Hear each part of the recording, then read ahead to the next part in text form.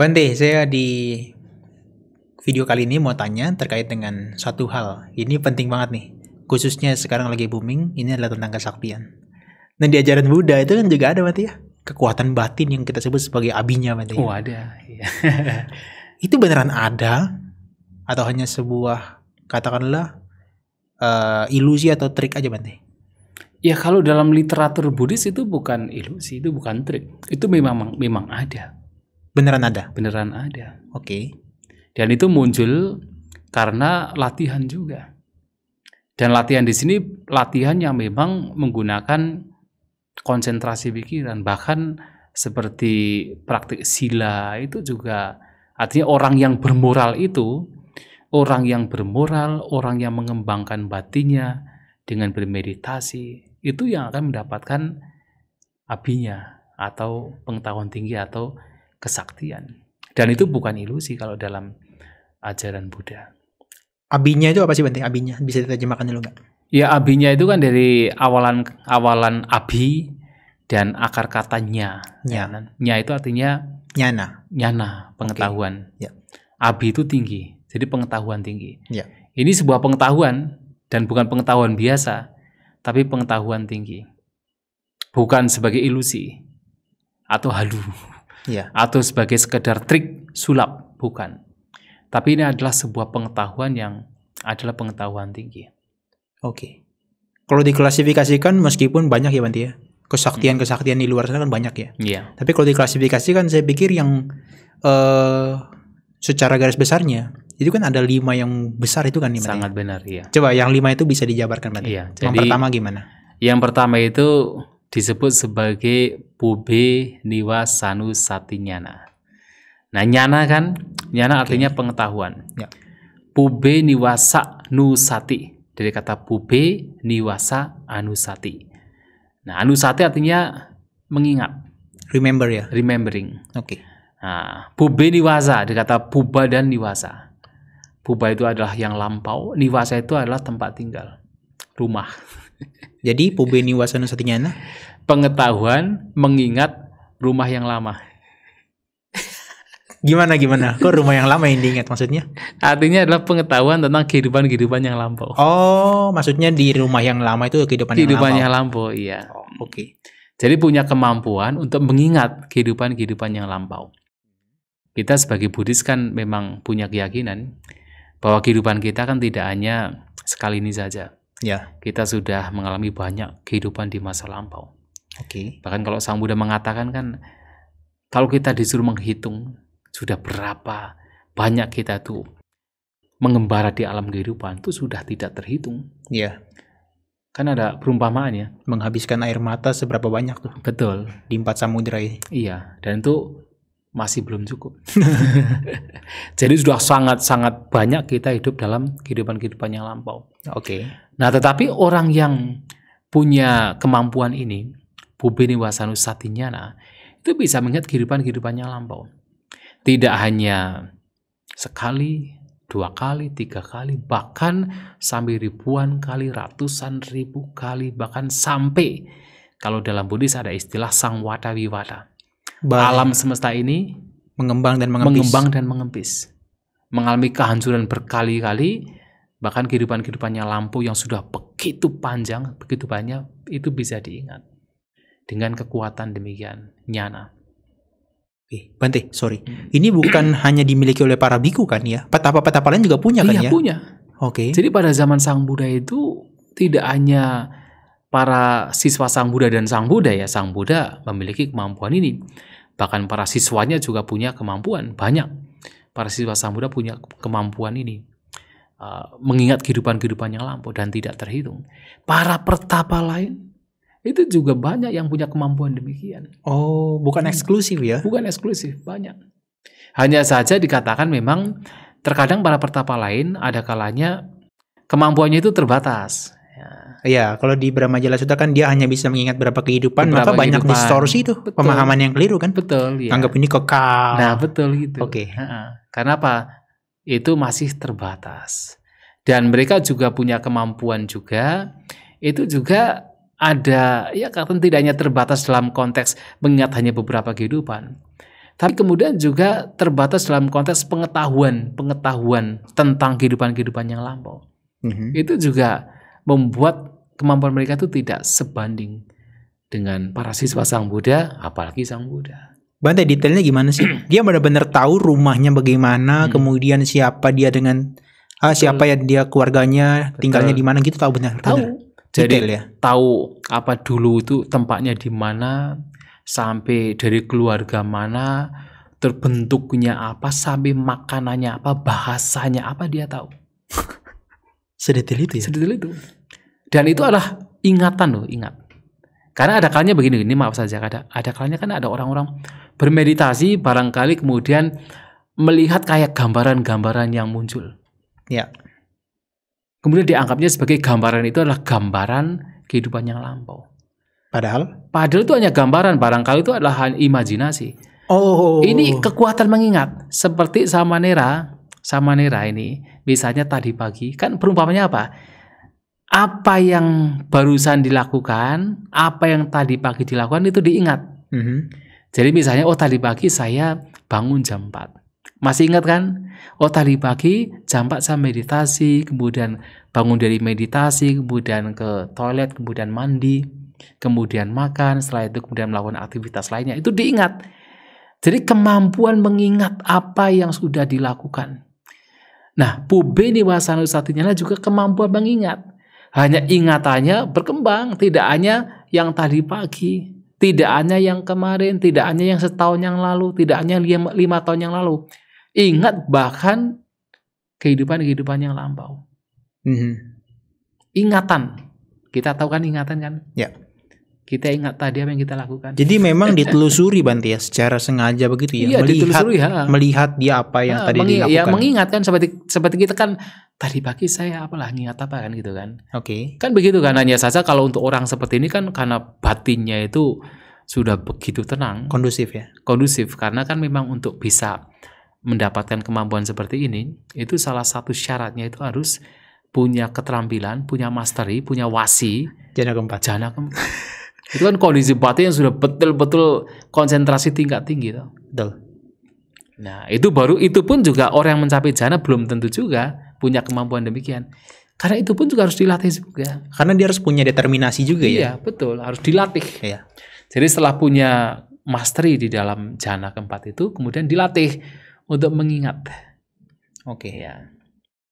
Jadi itu yang pertama. Pertama, betul. Yang kedua Bante? Oh iya, yang kedua itu adalah Diba Cakunyana. Diba itu adalah mata ya? Mata. Diba? Diba itu dewa. Dewa ya. Caku itu mata ya? Caku itu mata. Mata dewa. Nah, kemampuan mata dewa ini adalah kemampuan utamanya, walaupun salah satu kemampuan mata dewa adalah bisa melihat makhluk-makhluk yang berada di dimensi lain, kalau kita bisa mengatakan. Artinya bisa melihat makhluk yang ada di alam neraka, di alam peta, di alam dewa, alam Brahma. Tetapi Sang Buddha justru lebih menekankan pada bahwa Diba Caku ini adalah kemampuan mata dewa untuk melihat makhluk-makhluk lahir mati sesuai dengan karmanya, sesuai dengan perbuatannya. Ya. Jadi benar-benar melihat ini dia meninggal karena apa, lahir karena apa gitu kan? Kenapa dia kok sekarang lahir di alam ini? Ditelusuri. Karena dia itu dalam kehidupannya lampau dia melakukan berbagai macam kejahatan. Suka membunuh, suka mencuri, suka berzina, suka berbohong, kemudian suka mencela para suciwan, kemudian tidak peduli dengan ajaran yang baik, yang benar, kebajikan. Karena perbuatan demikian, sekarang dia terlahir di alam yang menderita, di alam yang merugikan, alam neraka bahkan. Itu dilihat dengan kekuatan mata dewanya. Tapi kok melihat ini ada orang-orang yang terlahir di alam yang bahagia, alam dewa, alam surga, bahkan alam Brahma, ditelusuri. Karena dia itu dalam kehidupannya lampau, dia itu memang sudah banyak berbuat hal yang baik. Tidak mencuri, tidak berzina, tidak membunuh, dan sebagainya. Bahkan dia suka menolong yang lain, suka berdana, suka membantu yang lain. Ucapannya juga selalu mengucapkan ucapan yang benar, yang baik, tidak memfitnah. Dia juga seseorang yang tidak mencela para bijaksanawan. Dia juga peduli, concern sekali dengan ajaran-ajaran yang membawa kepada kebajikan, kebaikan, pembebasan. Nah, kemudian terlihat dia sekarang terlahir di alam yang menyenangkan, membahagiakan. Nah, itulah kekuatan dari Dibacaku. Dan itu adalah kesaktian juga sebenarnya. Bante, ini di tracing sama dia sendiri muncul image gambaran gitu atau Melihat. through the conversation? Karena Bante Moggallana sendiri kan dengan obrolan juga kan kadang-kadang. Betul, kadang-kadang dengan obrolan kadang-kadang. Tetapi juga bisa ini tracing juga. Oh, tracing. Tracing dari apa yang dia lakukan dalam kehidupan yang lampau juga. Makanya kan sebenarnya ini menarik sekali kan. Ketika Petapa Gotama atau Sang Buddha ya, sebelum mencapai kebudayaan, yaitu mencapai kekuatan atau abinya yang terakhir, asawakayanya lah. Dua pertama itu kan dua ini. Ya, melihat kehidupan lampau dirinya sendiri dan makhluk karma. lain. Dan karma. Karena begini, kalau seseorang hanya memiliki kemampuan untuk melihat kehidupan-kehidupannya lampau, dia tahu, pernah terlahir di alam neraka, pernah terlahir di alam surga, pernah terlahir di alam Brahma, tapi tidak tahu apa penyebabnya. Ya toh? Kenapa kok saya terlahir di alam ini? Kenapa terlahir di alam surga? Kenapa terlahir di alam neraka? Tidak tahu penyebabnya. Harus tapi dengan Dibacaku, selain dia punya kemampuan dari Pubeniwasa Nustatinyana, kemampuan untuk melihat kehidupan-kehidupan yang lampau, ia pun juga punya kemampuan untuk melihat penyebabnya. Mengapa terlahir di sini, di situ? Adalah karena perbuatan yang dilakukan. Karma. Oke, ibaratnya kalau yang pertama itu adalah remembering, yang kedua adalah analyzing, yang kedua adalah analyzing to see what is the reason. Ya. Kenapa bisa terlahir di alam ini dan alam itu? Itu yang kedua. Nah, jadi ini juga kesaktian loh. Kesaktian. Dan Sang Buddha, para siswa beliau, banyak sekali yang punya kemampuan pada zaman dulu. Ya. Yang ketiga, Bante. Nah, yang ketiga itu adalah, ini kalau tadi kan Dibacaku. Ini Dibasota ya. Ini Dibasota. Jadi kekuatan mendengarkan suara. Kalau Dibasota adalah divine ears. Kalau tadi kan Dibacaku kan divine eyes. Jadi mata dewa, kalau ini adalah telinga dewa. Nah, telinga dewa di sini adalah kemampuan untuk mendengarkan suara, baik yang dekat maupun yang jauh, bahkan yang sangat jauh. Kalau kita kan hanya mendengarkan suara kan yang dekat saja kan. Kita ada conversation begini kan, yang face to face. Nah, kalaupun kita jauh tapi kan menggunakan Zoom. Bante, itu juga ada hubungannya dengan divine eyes tadi kan? Yang eyes tadi kan? Dia bisa melihat sesuatu bukan hanya yang katakanlah kasat mata kan, tapi dia bisa melihat sampai yang terkecil dan terjauh kan? Betul. Yang divine eyes ya. Bahkan kalau kita lihat yang di Karanyamita Sutta ya. Anukatula kan, Anuka kan? Yang terkecil. Yang itu ada kalau dalam Buddhis kan, bahkan secara sains juga ya, ilmu pengetahuan kan ada binatang-binatang yang super kecil kan? Ya, kayak amuba. Iya, yang hanya bisa dilihat dengan mikroskop. Yaitu sangat kecil. Nah, itu ternyata bisa dilihat menggunakan divine eyes dengan Dibacaku. Maka makhluk-makhluk yang disebut sebagai Anuka itu adalah makhluk-makhluk yang seperti atom. Anu itu kecil sekali. Ya betul. Makanya kan di teori Sarwastiwada itu ada teori namanya teori Paramanuwada. Itu adalah teori tentang atom. Anu itu terlalu kecil. Yang hanya bisa dilihat dengan, kalau di konteks Buddhis pada zaman Sang Buddha, itu dilihat dengan mata dewa.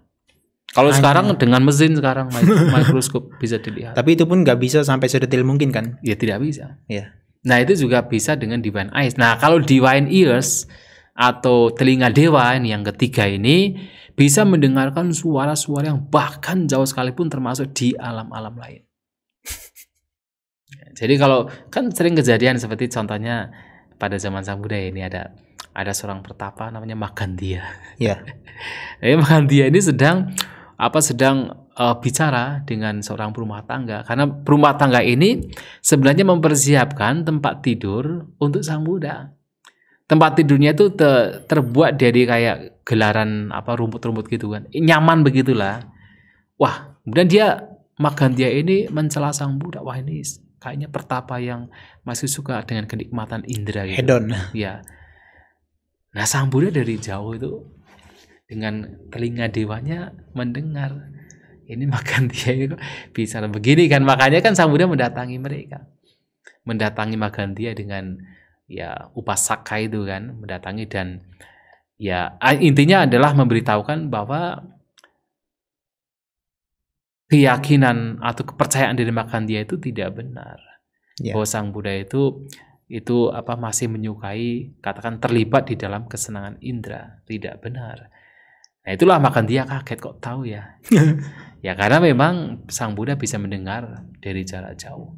Iya. Bahkan jangankan di jarak jauh di alam manusia, di alam lain pun Sang Buddha bisa mendengar.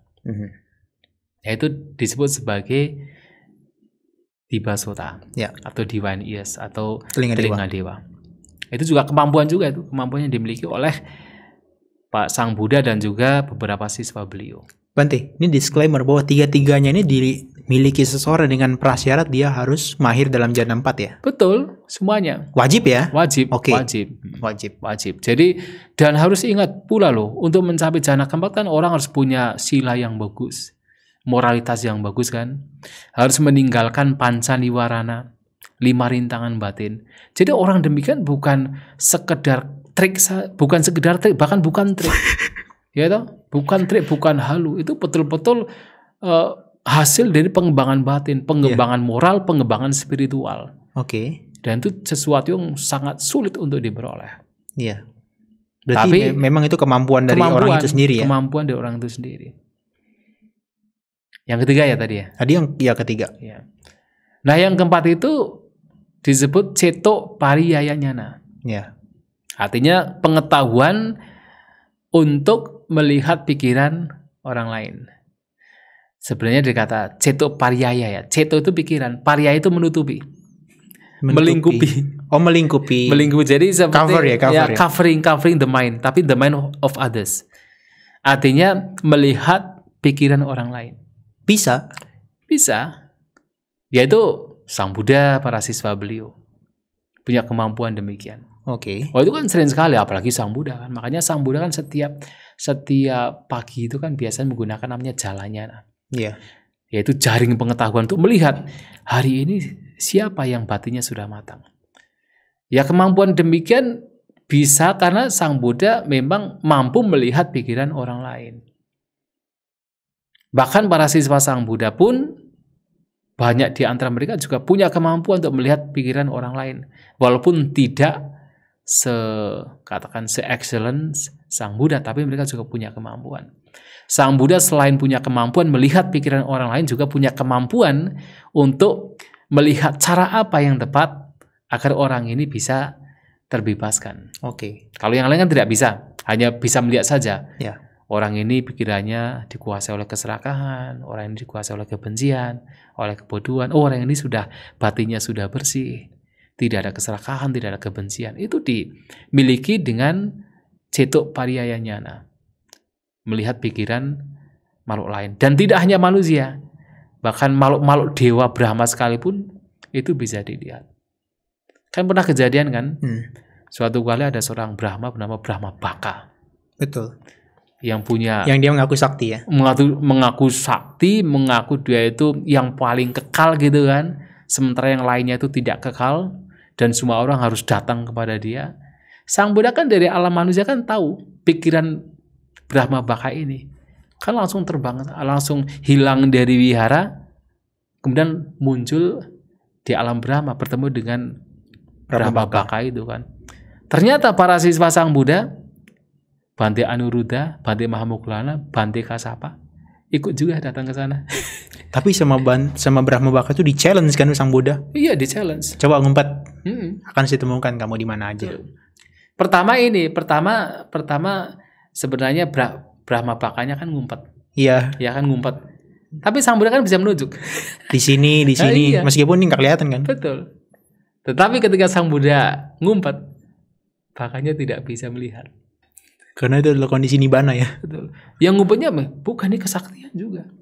Ngumpet kesaktian, bukan ngumpet karena kondisi nibbana. Maksudnya ngumpet Sang Buddha berdiam dalam kondisi nibbana? Bukan hiding, betul-betul lenyap dari pandangan Brahma Baka. Oh, oke. Jadi kan Brahma Baka ini kan menunjukkan kesaktiannya. Artinya walaupun dia itu di alam Brahma punya kesaktian di mana dia tidak bisa dilihat oleh makhluk-makhluk lain. Iya. Yang rendah, yang lebih rendah. Yang kan? lebih rendah gitu Iya. kan. Tetapi oleh Sang Buddha ngumpet dimanapun ketahuan ngumpetnya di mana. Nah, tetapi ketika Sang Buddha menunjukkan kesaktian yang ngumpet, hiding, artinya supaya tidak kelihatan oleh Brahma Baka itu, tidak bisa kelihatan. Sampai bingung dia di mana. Iya, di Buddha mana. ini. Dan kesaktiannya itu. Oke. Bahkan tidak hanya Sang Buddha, para siswa Sang Buddha lebih sakti dari Brahma Baka juga. Ya. Bante Mahamoggallana, Bante Anuruddha, Bante Mahakassapa. Lebih sakti. Ada yang menjelma dirinya juga jadi yang makhluk lain itu kan ada juga ya, seperti naga itu kan. Oh, itu Bante Mahamoggallana juga toh? Iya. Iya. Yang bantenya berubah jadi Garuda ya. Betul. Bante, kalau yang kelima ini kan adalah konteksnya nih yang paling sering dibicarakan. Oh iya. Idiwidi kan? Idiwida. Idiwida. Iya. Itu adalah kesaktian batin yang bisa mengubah diri Wah, jadi itu banyak dan macam-macam sebagainya. itu kan. Itu beneran kapan nih? Kalau zaman Sang Buddha beneran sering kali di dalam literatur kan sering diperagakan sebenarnya. Oke, maksudnya adalah ini kontemplasinya kemampuan ini muncul dari cara yang sama seperti 4 sebelumnya. Harus punya prasyarat 4 jana. Ya, pertama cara yang sama. Jadi artinya harus mencapai jana keempat sampai wasi, mastery. Ya. Kemudian yang kedua ya cara melatihnya akan berbeda. Jadi kan dalam kemampuan ini kan banyak macamnya, bervariasi. Jadi kemampuan bisa berjalan di atas air dan bahkan bisa menyelam di tanah. Ya. Jadi kalau dalam cerita pewayangan itu ada namanya Ontorejo. Ya. Itu anaknya dari Werkudara. Itu bisa nyelam di tanah, ambles bumi gitu kan. Iya. Kemudian bisa terbang seperti Gatot Kaca. Oke, itu logiknya gimana, Pak? Nah, jadi kemampuan-kemampuan demikian itu diperoleh dengan cara mencapai jana keempat dan menggunakan kasina. Jadi contohnya adalah kenapa seseorang atau katakan pada zaman dulu Sang Buddha, kemudian para bhikkhu siswa beliau itu bisa terbang. Jadi berada di angkasa itu seperti bukan di angkasa, jadi bisa berbaring, bisa berjalan gitu kan. Ternyata mereka itu menggunakan persepsi tanah. Oh, itu maksudnya adalah melatih kasina untuk punya persepsi tentang tanah itu. Iya, jadi melatih kasina dengan persepsi tanah sehingga bagi bantenya ini, bagi bikunya ini, dia berjalan di tanah, berbaring di tanah. Tetapi bagi orang yang melihat kasat mata begini, seperti terbang. Oh, oke. Berarti dia transform mindnya itu jadi sebuah materi ya? Jadi sebuah materi bagi beliau, bagi dia sendiri. Tapi orang lain nggak bisa lihat? Orang lain nggak bisa melihat. Termasuk tadi menyelam di tanah sama. itu? Nah, menyelam di tanah menggunakan persepsi air. Oh kan, gitu ya? Iya. Jadi dia seakan-akan berenang? Jadi menyelam berenang. Karena bagi orang yang memang sudah mastery itu tanah itu berubah jadi air. Oke. Dan bahkan dikatakan dalam kitab komentar ya, bahkan bisa mandi di tanah. Bagi orang demikian.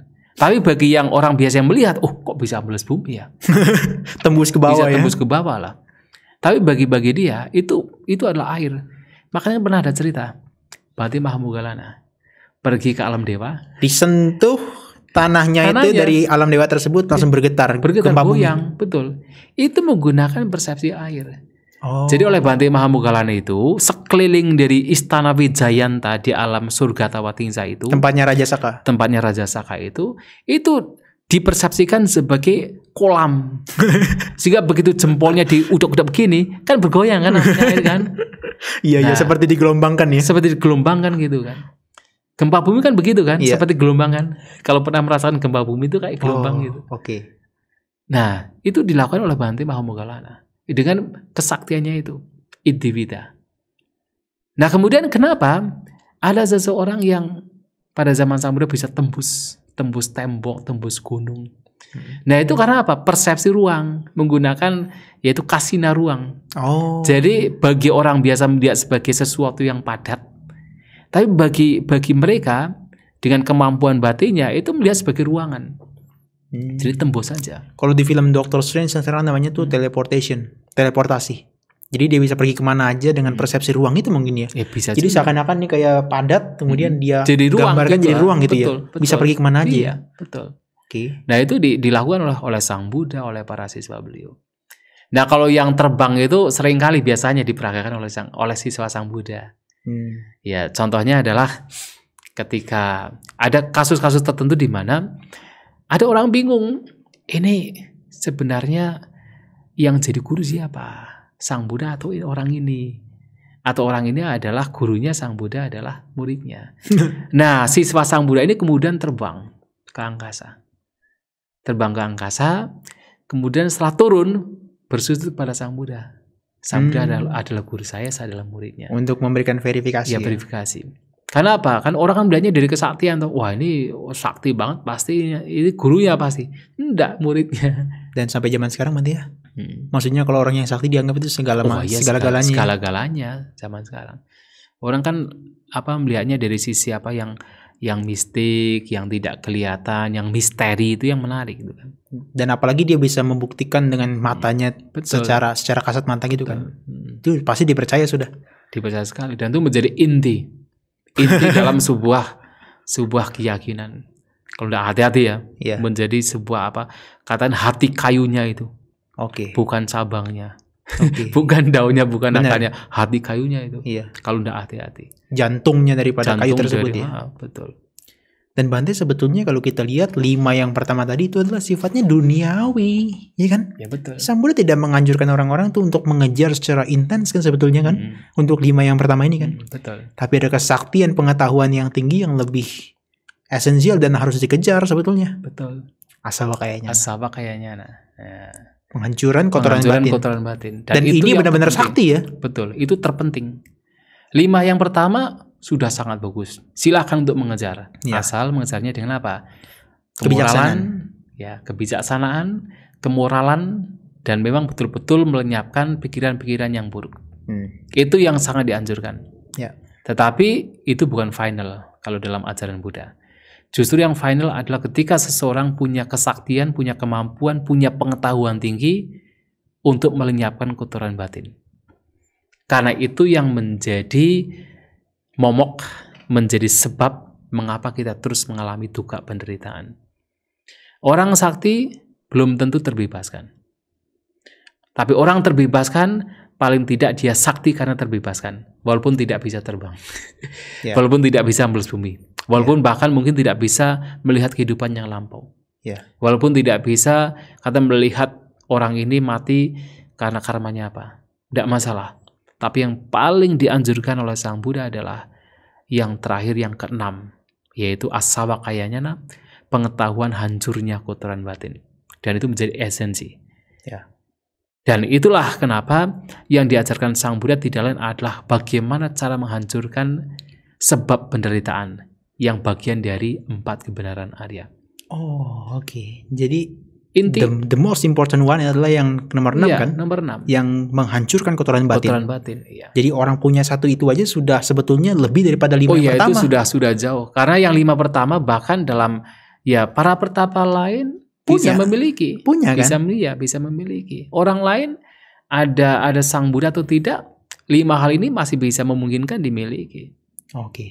Dan orang yang memiliki 5 kesaktian yang pertama, kotoran batin itu belum lenyap. Makanya kan ada cerita kan dalam Jataka. Mungkin pernah dengar ya? Apa tuh? Bodhisattva dalam kehidupan yang lampau. Yang terbang. Betul.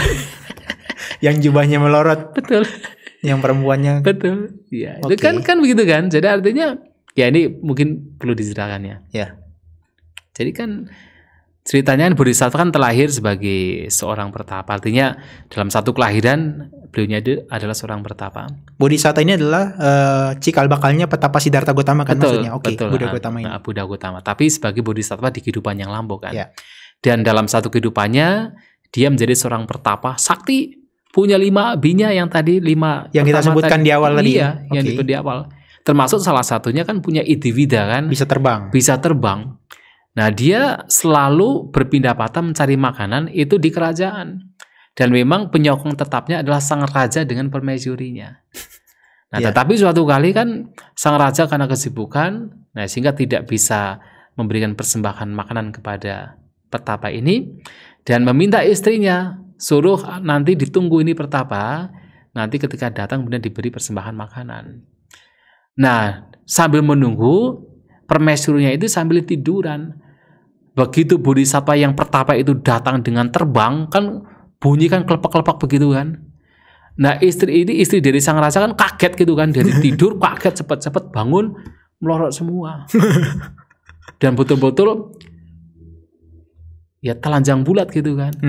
Nah pertapa ini yang sebenarnya sudah punya 5 abinya ini, karena kotoran batin belum dihancurkan, muncul juga nafsu ragawi.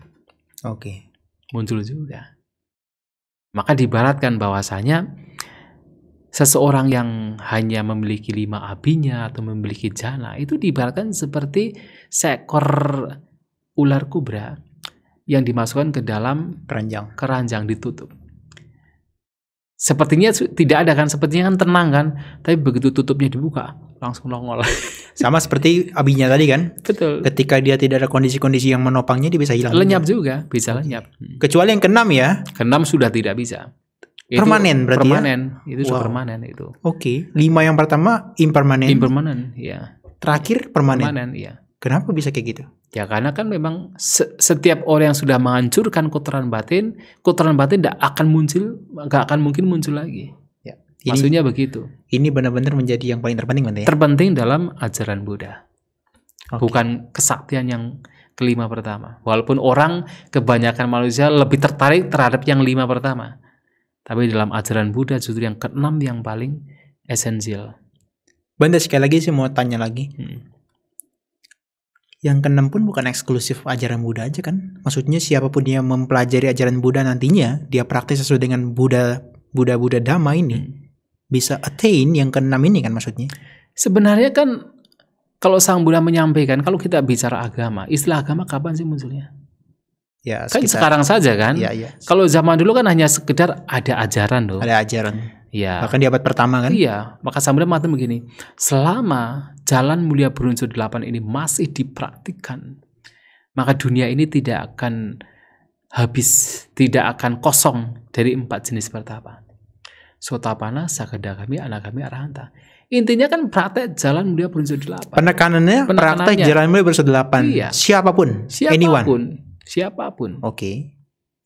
Kan yang namanya istilah agama, religion, istilah saya KTP-nya ini dan itu kan zaman sekarang saja. Tapi intinya kan sebenarnya the way of life kan. Yeah.